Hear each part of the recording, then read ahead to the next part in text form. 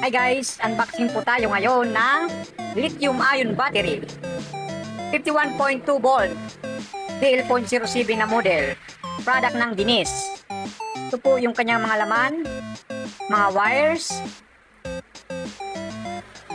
from battery. Ito yung kanyang mga screw para sa wall bracket. Kung titingnan nyo mga stainless yan. Tapos ito yung kanyang wires, yung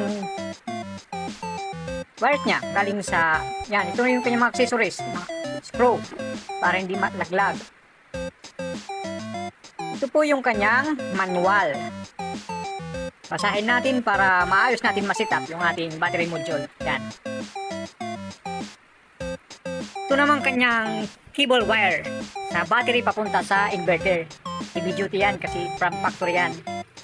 Tapos ito yung kanyang apat na bracket. Ito sa baba. Ito sa kabila. Sa baba din yan. At ito pin sa taas. Yan.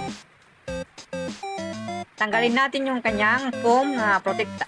Tapos ito yung kanyang guide kung paano ilagay yung ating battery sa wall bracket. Yan. Bago yan, oh, nakasilupin pa. Guys, tingnan nyo. Oh. Pabigat yan, almost 50 kilos. Hindi kaya sa isang tao. Yan yung kanyang positive, negative. Yan yung kanyang mga sit-up operator. Oh. Tingnan nyo. Malaki yan. Kaya yan paganihan ng ref at aircon. Day and night, kaya yan. Sa setup natin na 5 kilowatt inverter. Diyan ilalagay yung positive.